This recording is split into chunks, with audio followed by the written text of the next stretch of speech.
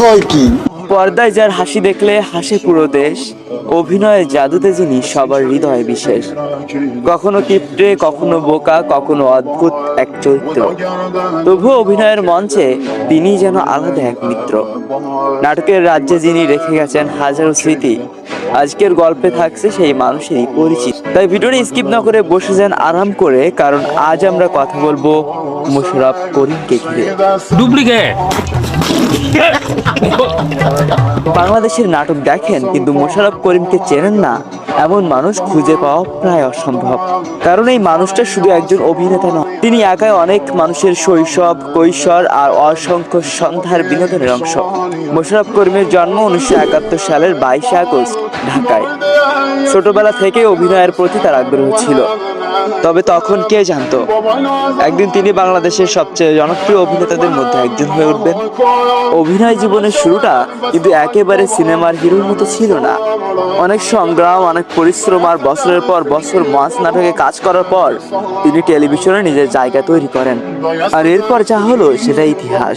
একসময় টিভি খুললেই মনে হতো দেশের সব চ্যানেল বুঝি মোশাররফ করিমের দখলে। এক চ্যানেলে তিনি কিপ্টে, আরেক চ্যানেলে প্রেমিক, অন্য চ্যানেলে আবার অন্য চরিত্র করছেন, যার কথা ভাবলেও হাসি পেয়ে যায়।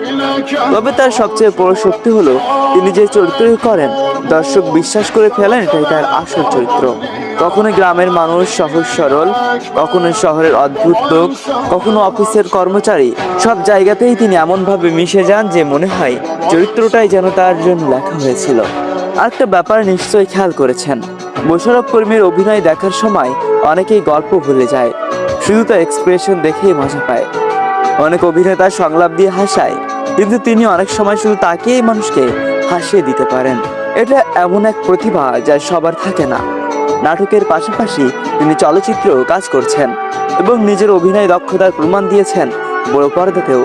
তার অভিনীত অনেক চরিত্র আজও মানুষের মুখে মুখে ঘোরে, কারণ তিনি শুধু অভিনয় করেন না, চরিত্রগুলোকে জীবন্ত করে তোলেন। আরেকটা মজার বিষয় হলো, নতুন কোন অভিনেতা জনপ্রিয় হতে শুরু করলে মানুষ তুলনা দেয় কার সাথে? ঠিক ধরেছেন, মোশাররফ করিমের সাথে। কারণ বছরের পর বছর ধরে তিনি এমন একটা অবস্থান তৈরি করেছেন যেখানে পৌঁছানো সহজ নয়। তবে এত জনপ্রিয় হওয়ার পরও তার ব্যক্তি জীবন তুলনামূলকভাবে শান্ত। অযথা বিতর্ক কিংবা আলোচনায় থাকার চেয়ে তিনি নিজের কাজ নিয়ে বেশি ব্যস্ত থাকেন, আর এটাই হয়তো তার দীর্ঘ ক্যারিয়ারের অন্যতম কারণ। আজকের দিনে সোশ্যাল মিডিয়ায় ভাইরাল হওয়া হয়তো খুব সহজ, কিন্তু বছরের পর বছর ধরে দর্শকের ভালোবাসা ধরে রাখা খুব কঠিন। আর মোশাররফ করিম সেই কঠিন কাজটাই করে দেখিয়েছেন। একটা বিষয় মানতেই হবে, বাংলাদেশের নাটক জগতের ইতিহাস লিখতে গেলে মোশাররফ করিমের নাম না লিখে সেটা শেষ করা সম্ভব না। তো এই ছিল বাংলাদেশের অন্যতম জনপ্রিয় অভিনেতা মোশাররফ করিমকে নিয়ে আজকের পর্ব। ভিডিওটি ভালো লাগলে অবশ্যই একটি লাইক দিয়ে জানাবেন। পরের পর্বে কোন অভিনেতা বা সেলিব্রিটিকে নিয়ে ভিডিও দেখতে চান সেটা কমেন্টে লিখে জানিয়ে দিন। আজকের মতো এখানে বিদায়, দেখা হবে নতুন কোনো গল্প আর নতুন কোনো মানুষকে নিয়ে। ধন্যবাদ।